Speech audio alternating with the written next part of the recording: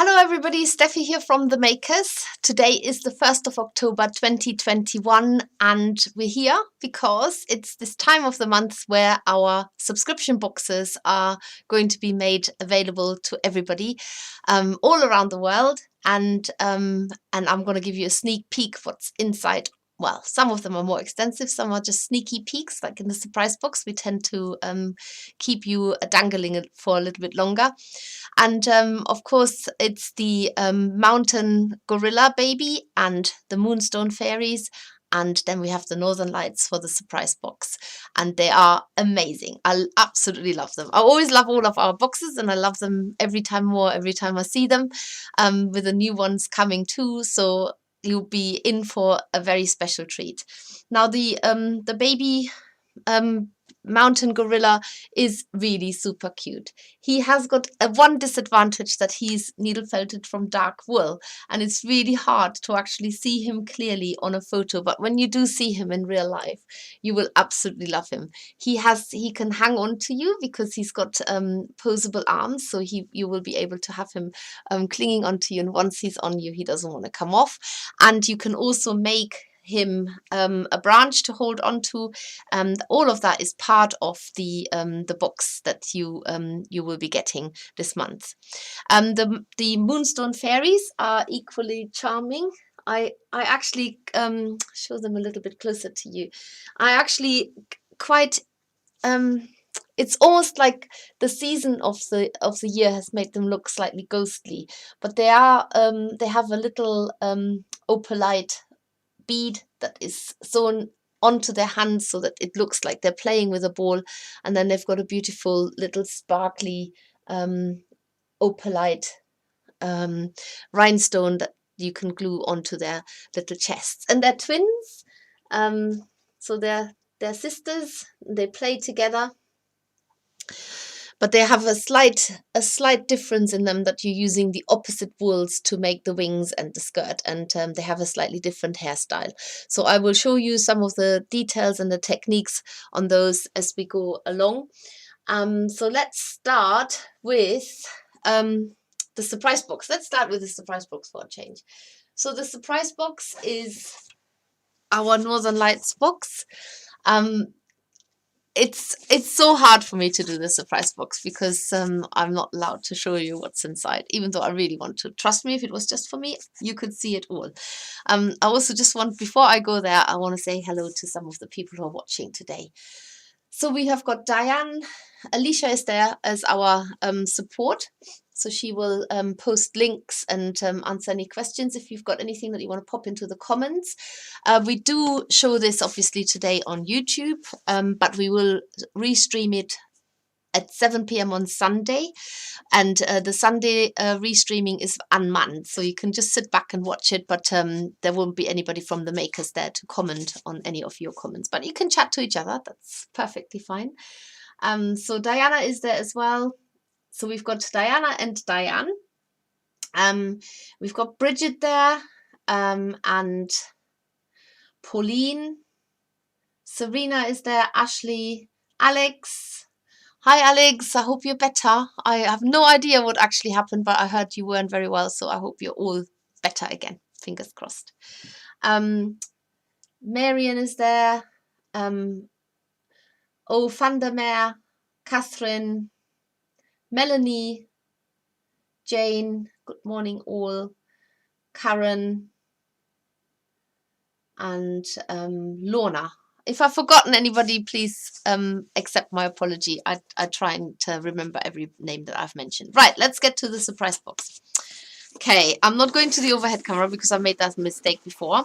So all I will say is be prepared for bright colors and sparkles. That's the one thing I will say. And yeah, it's really nice. I really like it. It's definitely sparkly. It's definitely brightly colored, but also at the same time not. So just like you expect Northern Lights to be. There are 6 different fibers in this box, and there's always a little write-up about them on the other side. You can't see it. And let's see, what can I what can I say? Think of beautiful dark colors and exceptionally almost phosphorus bright colors. That's all I will say. And all of our subscription boxes, I should just say that, come with our newsletter. This month's newsletter, October, you are in for a treat to make a leaf with water-soluble paper, and very, very appropriate for the time of the season, so you can make lots of leaves. Sorry, I've got a hair on my eye. Right, that's gone. We have got our sub club. If you're a subscriber, you get a special discount code, which you can only use if you're a subscriber, and that gives you special discounts. I will tell you later on what that is. We have got lots of exciting things coming up, including we are back with the Cats Protection on making some cat baubles. There you can just see them down there. We've got new kits in our range, including the wren, and we've got the elephant and calf pack, which was a maker's box. We have got fibre of the month is our dragon New Zealand wool bat, and then we've got the water soluble paper, which is perfect for using it here on the leaf. And then of course we have got lots of live streams coming up in October, and we're starting or we're continuing with part 2 of the Toadstool House on the 5th of October. We've got the Curly Hedgehog coming up on the 12th, then Mr. and Mrs. Tomte part 1 and part 2 on the 19th and 26th of October. So this is sort of typically what you find on our newsletter, which you find in every one of our boxes and orders as well. So I'm going to put this away. You can look at it from the outside. If you do desperately want to find out what's on the inside, we have got a Facebook group called the Surprise Box Spoiler Group. So find us on Facebook, and you can join us there. But we do make you promise on your life that you're not going to give away what's inside the box. And that's the surprise box done, I suppose. Right, let's have a look at... okay, so I've got a confession to make. First of all, you can't see the maker's box here. It's because I haven't got one. I accidentally picked up 2 surprise boxes instead of a surprise box and a maker's box. But don't worry, I've got it sorted because I found out early enough so that I could be prepared. And I'm just going to show you a picture instead. Which, oh God, where did I save that now? I think it's here. Hopefully you will see this picture. Okay, if not, I'm in trouble. Yes. Okay, so the maker's box, which has got the gorilla baby in there, is actually a mountain gorilla baby. I'll tell you in a minute why that is important.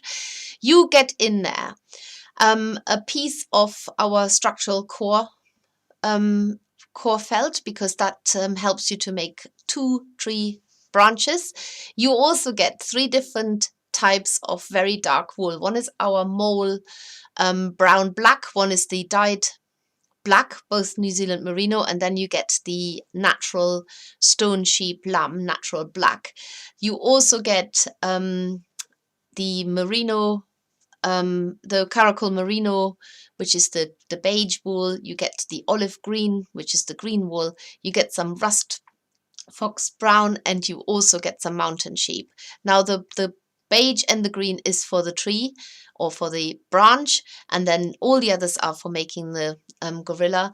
You get your glue-in eyes as well, and you get a tiny tub of silk clay, because you need that to make his hands and feet, and I'll show you all of that close up in a minute. And you've got our flexible steel wire. You also get 2 meters of a ribbon that has got leaves on there that could be seen as bamboo leaves, because that's what they eat. And there are different ways of using that to display your make. I can't see the eyes. Oh no, I can see the eyes. They're just not out of the packaging, but they're just above the silk clay tub. So that is what you're getting in the maker's box this month, October 2021. So let's have a quick look straight away at our little gorilla holding onto the branch, and I'm going straight to the overhead camera. So you've got your little mountain gorilla here. So the reason why it's important that this is a mountain gorilla baby is because the lowland gorillas, they're not as furry and as fluffy, whereas the mountain gorillas have got lots and lots of fluffy fur. And just trying to show you his very cute little face there. And what you do with the silk clay is you make his little feet and hands, but you also wrap between the fingers and the toes, and that sort of makes them look very authentic, how they actually have their hands. You can just about see the fingers, and then everything else is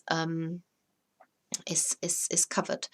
And then you make this this very realistic looking tree branch, which you can either felt the leaves into it like this, or you can just use the ribbon as you want to for display. I'll leave that to you, whether you wrap it around the branch or whether you put it around the gorilla baby. And it is a ribbon, and it has got, these leaves are made from paper, so you have to be careful when you needle felt it onto the branch not to stab into it. But I'll give you a little demo later for this, well, very shortly. So I just thought I would show you the baby gorilla close up, because he is really, really super cute. Can we get any closer? And yeah, he just wants to hold on to you. He's got, his arms are posable, so you can put them in and out of a position. And he could even be walking on his hands and feet. You can bend his head up as well, so you've got a more natural position there. Right, so that's that is hopefully giving you a really good close-up look on what the baby mountain gorilla is like. Now, I really want to show you two different techniques on him. Because he's such a dark makes are really notoriously hard for photographing them, and also for showing you some of the techniques. So what I'm going to show you now is the technique of how to attach the outer fur onto the gorilla. Now, this can be applied on all kinds of other projects as well. And for this, I have made a white ball of wool, and I'm going to show you the different three different types of blacks that you're getting in there, and then I can also show you how you attach it. So right, let's get to the overhead camera. Okay, showing you how to attach long fur onto a shape. This is not what the mountain gorilla will look like, that I've used as an example, but it's an easiest way for me to show you how to attach it, so you can see a better contrast. And what you first of all do is you, with these two wools, we're actually mixing them. On my left hand, I have got the brown black New Zealand merino, which we also call a mole color, because it's literally a color of mole. And then we've got a very solid jet black wool here, which is dyed, and that's also the New Zealand merino. To make the cover for the baby mountain gorilla, you actually mix the two. So you have it so that you make it nice and dark, and you mix the wool, and you're mixing the fibers so that they are running in the long way. So you're not crisscrossing them, you're actually teasing them apart, and you want them to stay in that direction. So that's how you mix the fiber, but at the same time you're sorting them out so that they run from side to side. So what you're not doing is you're not crisscrossing them, then pulling them, you're actually just keeping them running in the same direction. And when you've got a nice long strand like this, that's one long strand, you're going to put this onto the area that you want to cover, and then you're felting into the center of this strand that you've applied, and you can see automatically the fibers want to lift up. I'm sort of flattening them down again, but you fasten this on in the center, just in a straight line in the center of that strand, and it looks a little bit like it's got a dip there now, and then you bring it up so that it makes one long bushel of cover there, and then you repeat that slightly next to that with the next longish strand. Stay very focused, having it only stab it down in the middle. This is obviously covering a larger area. If you're covering something like the arms of the gorilla, then you have to then you obviously have to have less a white strand to do that. You can do that with wool tops as well. This is nothing to do with a gorilla at all anymore now, but I'm going to show you this now with a wool top, because it's often used as a technique for making a cover on animals. And so you have your fibers here, you felt them down in that exact same way. And the great thing about this is that you can actually shorten these fibers. And if you do this very consistently across a shape, so you have your fibers there, bring them up together, and then you can use some little scissors and you can trim the fibers shorter by cutting them, by trimming them. So you can actually get a really nice, even cover that looks more authentic. So I've used this color because it's the most contrasting to the white, but you could be using more natural colors to get that look, for example, on a tiger or on other animals that have got really short fur. Can't think of anything else now. And that is basically the technique that you use with a gorilla. Of course, you can trim these too. What I suggest is, with a gorilla, you don't just cut it straight, you snip into it. So you shorten it, but at the same time, you maintain a scruffy sort of less straight cut look, because you don't want it to look as if he's just been to the hairdresser. It can be a lot more sort of wild looking on him, and that will actually stay in quite solidly. So you cover the whole of the baby gorilla in this, including the arms. Everything's been covered with this, the head right into the face, and that's how you basically dress your baby gorilla. He looks quite skinny before you do that, and then once you put this cover on, he looks really soft and cuddly. And yeah, I really love him. He's my little baby. And that's basically how you would cover a dense fur cover with either bats or tops. So I really, as I was making the baby gorilla, I fell in love more and more with him. And I think it's not just to do with the fact that we share, I think it's 98% of DNA. That's not just me and the baby gorilla. That is all us humans share 98% of the DNA with gorillas, which is quite an amazing fact. So you can see the resemblance just about, I think. I hope. I'd like to look like a baby gorilla, especially today. Right, so that's basically covering the baby gorilla, and I'm going to show you now how to make the tree branch from our structural core. So you've got in your maker's box, you will get this size of a structural core piece. You can cut this in half. If you do cut this in half, be mindful to, if you don't like tiny little fibers floating around, then be mindful and wear a mask. It gets quite, it's quite dusty when you cut it, and you see it on a white table that it's completely covered with tiny little brown fibers. You only need half of this to make one branch. And you get in your box these two colors, and they work really well together in terms of making them the outer cover. And you mix these as you mix any wool. You mix them by just laying them on top of each other and making a mottled mix. So you don't need to mix it very thoroughly. And then you roll your branch up as tight as you can. If you don't want it to be super skinny, then obviously you roll it up less tight. In any case, you start at one end, so you don't have everything rolled.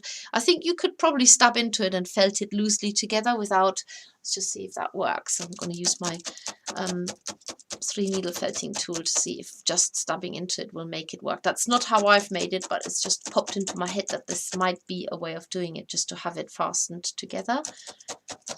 I think you might have to felt it quite a lot to get to that point, but yeah, you can already sort of tuck your branch together by just felting straight into it and letting the fibers of the structural core go straight into the other side. It wants to pop open, but you can be persistent and do it. And once you've either just closed a little bit by holding it tight, you lay the wool over the over the gap, over the seam here first, and then you can use either a single felting needle, or you can use your multi-tool and you just stab it down. You can have a bit of the darker brown exposed, so that's okay if that looks peeps through. Speeding things up, use your 3 needle felting tool, but it's not essential. You can just literally use a single needle and then just stab it on and repeat the process. I would say go all the way to the edge. You don't need to mix the wool massively well. In fact, it looks quite nice if some of the outer is green and some of it is just brown, so even just use it on its own at times, or just don't mix it very well at all. And you're working your way all the way around it, all the way around the whole shape, keeping it 3D.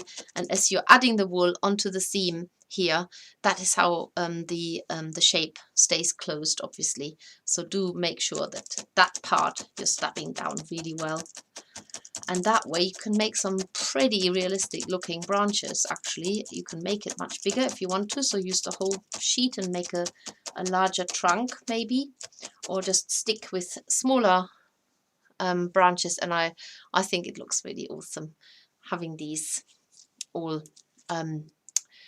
felted up like that. Now, if you want to incorporate your ribbon, you're going to have to lay the ribbon out so it comes on this ribbon here. You have to. This will help you hold your shape together as well. If you want to have the leaves just sticking out rather than. And what you need to make sure is, which I haven't done here now, the leaves need to be on the outside, so it needs to be the other way around. So the leaves are their leaves are made from paper, like a nice thick paper. And if you want to have them showing on the outside, you have to have these sewn on so that it's on the outside of the ribbon. And they're all sewn on from the same side. So it's not like you have to twist the ribbon around. So you can wrap the ribbon around your core felt structural core first. There's 2 meters of ribbon, so you can go around it twice for each branch if you want. I won't do this now because I just want to show you a little bit. So instead of just closing the tree trunk up, you're actually using the wool, mix it, and then you're going to felt it into the ribbon and into the shape all at the same time. But avoid, whatever you do, avoid the leaves. Even on the other side, because they are made from paper, and if you puncture them you will see the holes in there, and you serrate them, and then they're just more likely to come off. So you can incorporate the leaves, but don't punch into them with a needle. You have to be careful going around it so that they are eventually just literally sticking out like that. And that's how you can make a branch with leaves sticking out. There you go. Right, that's all I'm going to show you on this technique. And just tidying myself up. The one thing I wanted to show you just quickly overhead is these 3 different colors. You can identify them if you know what you're looking for, and we've tried our best to make it clear. So you've got a much larger amount of wool in your maker's box that has got our natural stone lamb, stone sheep lamb in there, and that you can identify that just by the fact that you've got lots of it, whereas the other 2 are much smaller portions, of which they are both the same. The other 2 you can identify by holding them next to each other, and one definitely looks slightly more brown and one is a solid jet black. So you will be using both of these together to cover the top coat of the mountain gorilla baby, and this one is all to do the base. So you will be using this for wrapping the steel wires and building up a little bit of bulk ready for his top coat. And the fox rust brown, you will be using tiny amounts just to make the slightly dark amber color behind the eyes. So there will be very little wool that you're using in there, and that's it. And you mix that with a little bit of I can't remember now what you mix it with, but it's in the instructions. Right, so that's those covered. Let's maybe talk about fairies. Today I very much would like to be away with the fairies. I just want to go hang out somewhere in the woods and look out for them. So you've got your two sisters here. I'm just going to take this mat away because then you can see it better under the camera if I zoom in. Tidy my desk up a bit. Let's put these back here. There. Okay, so two Moonstone fairies playing with their opalite ball, and I'm just going to put them closer under the camera so that you can see them on the overhead camera, and I can point out what is special about them.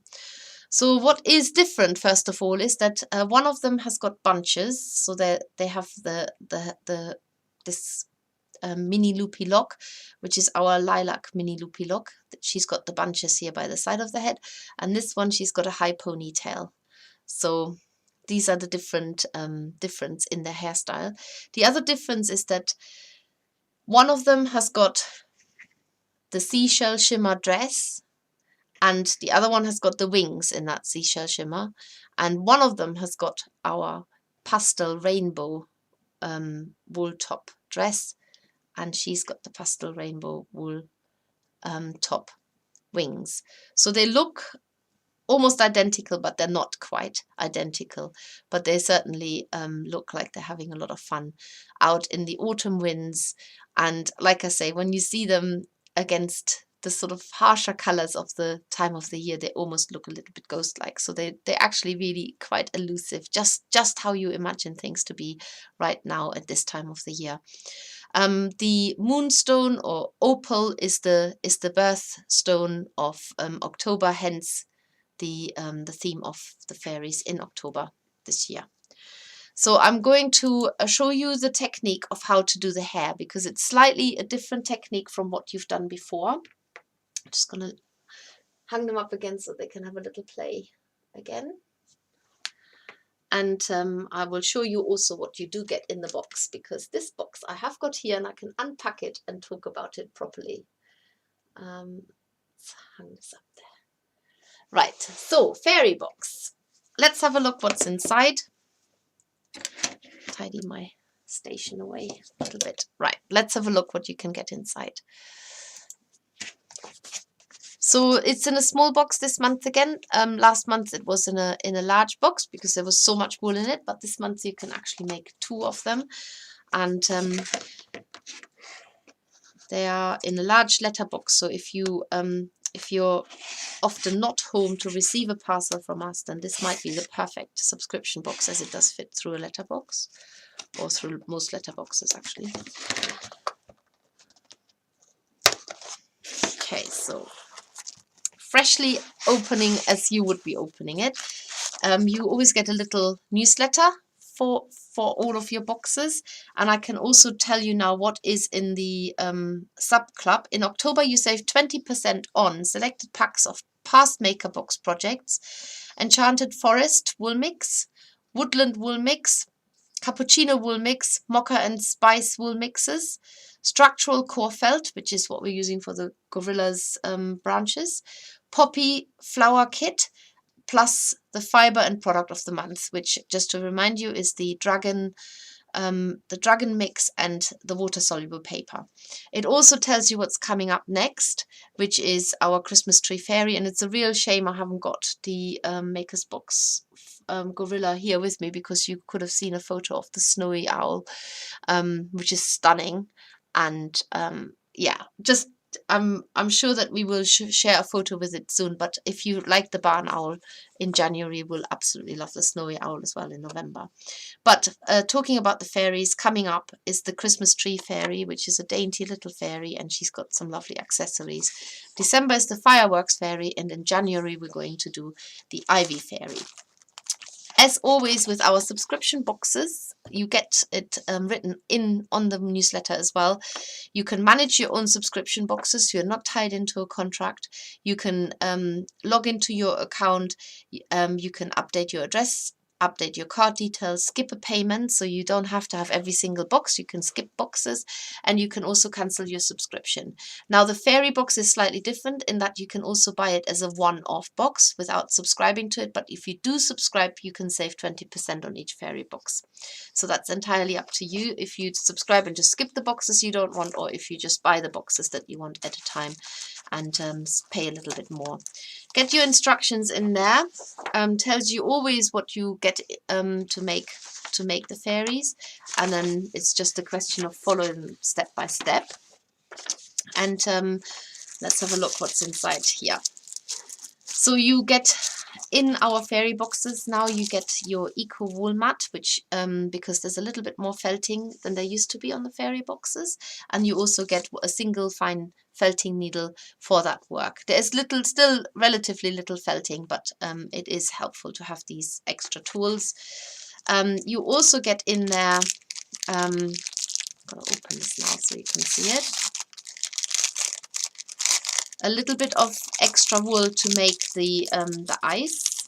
If you want to give your fairies faces, this is not essential, but you can. And you also get some very sparkly Moonstone Angelina fiber. It's always hard to show this in the camera, but it's absolutely stunning. And you won't use all of this because you don't need to use an awful lot. In fact, I'm already dropping some of these fibers, and they sparkle away. Just a single one can fill a whole room with a sparkle. You get your accessories in there, which consist of the opalite beads. You even get the thread to hang your fairies up this time, so you get these little accessories in there as well. And you actually sew this onto the hands, so you use that same thread to sew it onto the hands. So you will need, for this box, you will need a fine sewing needle as well. I didn't use a beading needle. A normal sewing needle fits through the hole of these opalite beads, and they're made from glass. They're quite weighty, just having them here in my hand.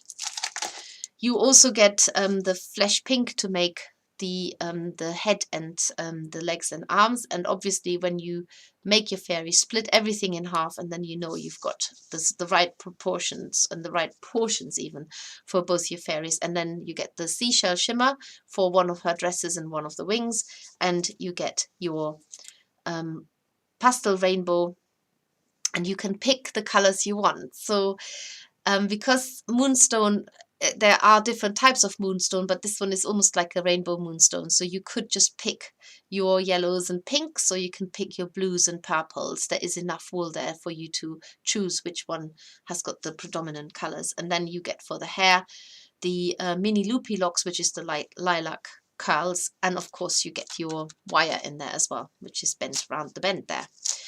And I'm just going to show you now. Let's go close this up again. I'm going to show you how to fasten the hair onto your fairy's head. And I've got my little, I've just got the head here. This is not necessarily the order that you would attach the hair on. Normally you make the fairy first and then you attach the hair. But I've done it the other way, just to show you. So I think we could bring back this mat. Is this better visible or not? No, let's keep it away. So you're going to obviously follow the instructions. I'm just going to remind myself, excuse me, how I've done this. Okay, so you make bunches by wrapping them around your finger. So remember how far your fingers are apart. That determines the length of it. And you cut one bunch off. And then you use your fine felting needle, which comes in the kit. I'm so sorry. Something went out the wrong way. I know I don't have a drink here today. So obviously you would be resting this on your little felting mat, which I can do. There we go. And you felt this on to your fairy. Made this hair a little bit shorter than the ones in the kit. And then you make another one. So you frame the head first. Another one there. Put this around the back. Felt that on. Like that. And then you do a last one. And I might have to dip into my stash here. I thought I've taken enough out, but I hadn't. Just need a little bit more to make this a proper hairdo. Take another. So I've just keep this in loops and then put it on the other side.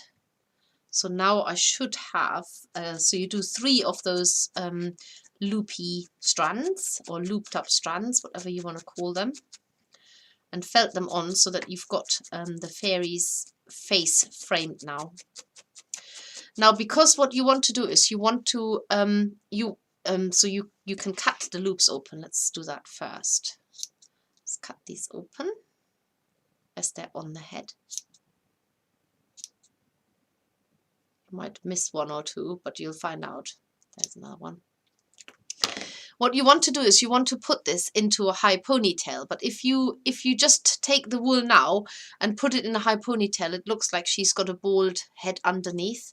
So what you need to do now is you're going to have to split the wool so that you've got a top layer and a bottom layer. So split it along the head. So get your, it's like with a hairdresser, you know, when they cut the hair underneath and then they cut the hair on top. So split it so you've got an even cover at the base and then you've got the extra hair at the top. And all you're going to do now is you keep that top up. That's usually what hairdressers clip up with a clip.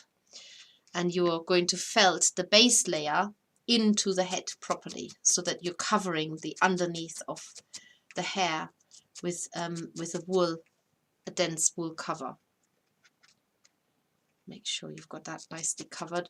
I've definitely been a bit stingy with my hair here. You have enough to make a nice thick layer.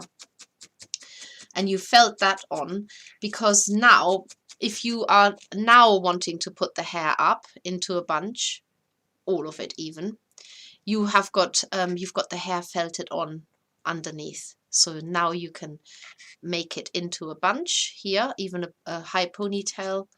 Just make it go up.